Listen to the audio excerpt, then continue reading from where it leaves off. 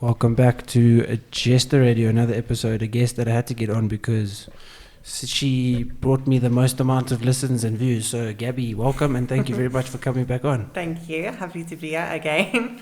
An hour early. My bad. No worries, it's all good. A little bit eager. Yeah, so we're going to talk about a few interesting topics today. We're going to talk about things that have brought a lot of interest in the country and are spoken about a lot. And first of all is, during lockdown, you guys did something, I'm not sure exactly what you did, but you worked with the Springboks. What exactly was it? So the campaign is called Rugby Unite. So basically it was started by the SA Rugby Legends Association.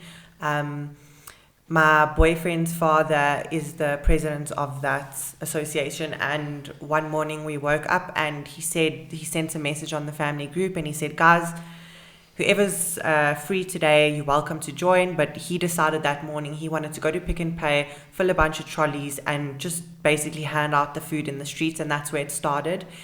Then a couple of weeks down the line, we had Alton Yankees jump on board, and a couple of Springboks and Lions and Cheetahs and the Bulls, and all the rugby unions started jumping on board. They wanted to get involved, and it turned into from us handing out packets in the road, it turned into a much bigger thing where we had like 50, 60 people coming every Sunday. We did it, and everyone would grab a trolley, you just fill it, and then SA Rugby Legends would cover the cost of the food. So basically people would give donations. We had Salsi giving big donations, and Spa gave donations every week. And yeah, it just grew from there, and then it turned into a campaign, Rugby Unite, and it's still going. So we've gone all over SA.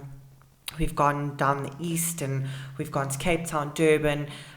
So once a week they change locations, and they're basically just giving back to the community and feeding our people. Because obviously Corona and lockdown, and it had a huge toll. I mean, SA already struggled with poverty and hunger, and just lockdown destroyed our country, and they needed it. And yeah, it became quite a big campaign, and it's still going. So basically, how would you get hampers together and give it to people that maybe can't afford to buy food at the time? Or that's how it started. We would just hand it to homeless people in the street, and then we started getting bigger charities involved. So every week we'd pick like 2 or 3 charities. And what happens is every 2 people get a trolley, and you get a piece of paper and tells you what to shop for. You fill the trolley with that item. So we'd get things like veggies, fruit, pup, rice, porridge. At a stage we're also getting nappies and pads and stuff like that.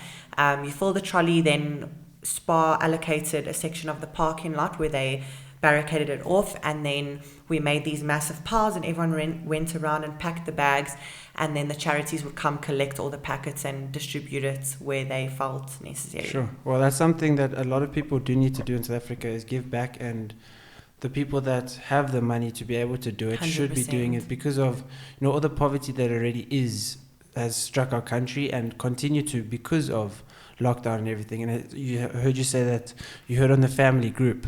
So does that mean you're officially part of the family, or is that a little hint? On the family group? That's also something in relationships where people are like, do I go in the person's family group? Do I not go in their family group? Yeah, it's like a big step. Yeah, if you're not married to the person, you don't like literally have their last name. Well, what's the step? Because the Sasha's on my family group, but I'm not on hers.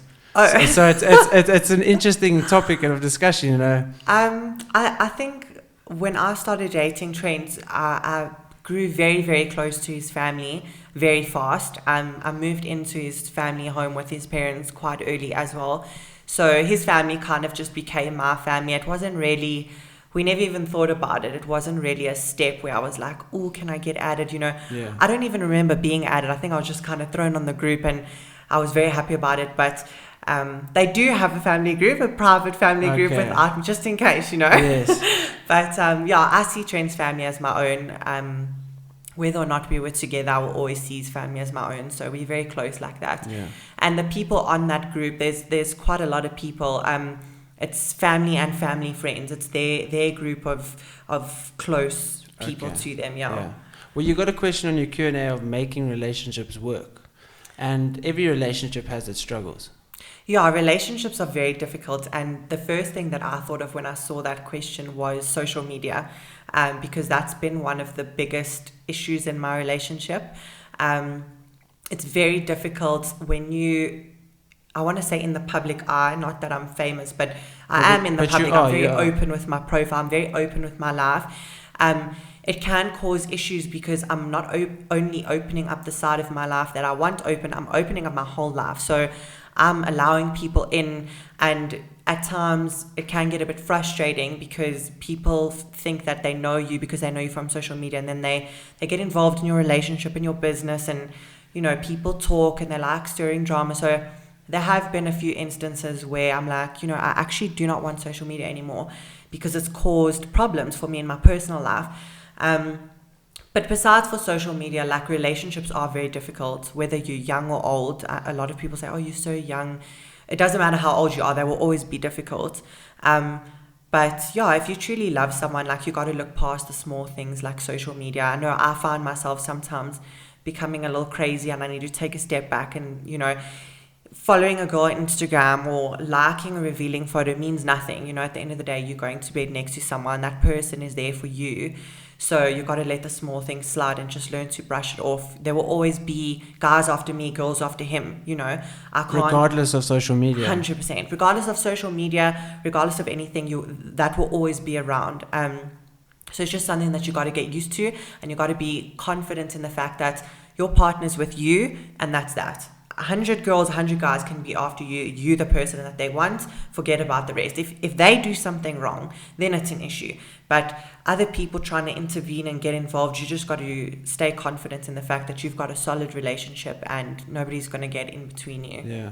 Well, you say like liking another girl's photo isn't, it's not cheating, and there's nothing really wrong with that. Where on social media do you draw the line in terms of, like for Trent? Okay, he's allowed to do this, but he's not allowed to do that. So I used to be really, really bad with that. When we first started dating, because of my past relationship, I was very insecure, especially about social media, because that's where things all started.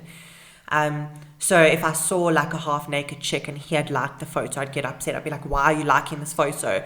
Every guy's girlfriend on earth has done this at least once. And I'm so glad you said that, because sometimes, and I love Trent, but sometimes he makes me feel like I'm the only chick who's this crazy. But I know that I'm not. All of us go through some stage of our relationship where we feel a bit insecure, and we're like, but